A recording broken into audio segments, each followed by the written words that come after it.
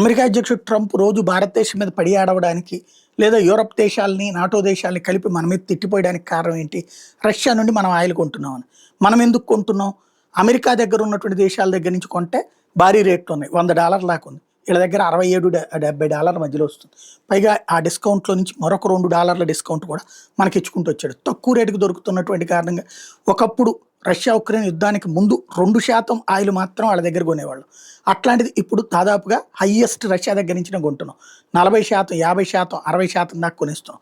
మిగతా Saudi Arabia వీటన్నిటి నుంచి ఆ తర్వాతనే కొంటున్నటువంటి పరిస్థితి.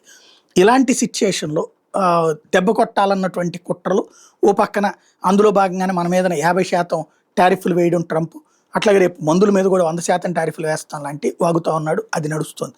ఇంకో పక్కన రష్యాను దెబ్బ కొట్టడం కోసం, రష్యా నుండి ఆయిల్ ఎగుమతులు కానివ్వకుండా చూడటం కోసం డ్రోన్ల ద్వారా ఉక్రెయిన్ చేతన రష్యాకి సంబంధించినటువంటి ఆయిల్ స్పేసెస్ ఏమున్నాయో వాటికి సంబంధించినటువంటి గూగుల్ మ్యాప్స్ ఇచ్చారా, లేకపోతే ఏదైతే ఈ స్టార్ లింక్ వాళ్ళ డేటా ఇచ్చారో కానీ వాటి ద్వారా రష్యాకి సంబంధించినటువంటి చమురు క్షేత్రాల మీద దాడులు చేయించారు. దాంతో ఇప్పుడు అక్కడ ప్రొడక్షన్ తగ్గింది.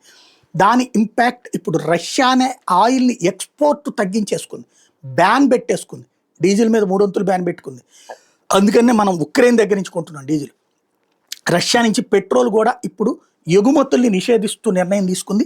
అత్యవసర పరిస్థితి అని చెప్పింది. టెక్నికల్ కారణాలు చెప్తోంది. అసలు కారణం అయితే వాళ్ళకే ఆయిల్కి ప్రాబ్లం వచ్చి రష్యాలోనే ఇప్పుడు బారులు తీరి వెహికల్స్ నుంచి ఉంటున్నాయట. రోజులో 4-5 గంటలు మాత్రమే పెట్రోల్ డీజిల్ పోసేటటువంటి పరిస్థితి ఉందని చెప్తున్నారు.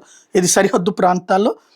దీని మొత్తానికి కారణం ఉక్రెయిన్ చేసినటువంటి దాడి అన్నటువంటి పాయింట్ ప్రధానంగా చర్చకొస్తుంది.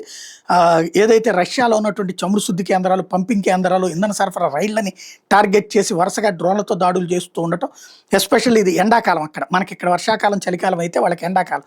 ఈ టైంలో దెబ్బ కొట్టేటప్పటికి ఇంధన డిమాండ్ విపరీతంగా ఉండేటటువంటి ఈ సీజన్లో కొరతను సృష్టించడం లక్ష్యంగా చేసుకునేటప్పటికి అక్కడి నుంచి ఆయిల్ ఎక్స్పోర్ట్స్నే తగ్గించుకునేటటువంటి నిర్ణయం తీసుకుంది. రష్యా కొన్ని రోజుల పాటు నిషేధం పెట్టేసింది. అంటే ఇప్పుడు ఆయిల్ మనం కూడా వేరే చోట నుంచి కొనుక్కోవాలన్నమాట.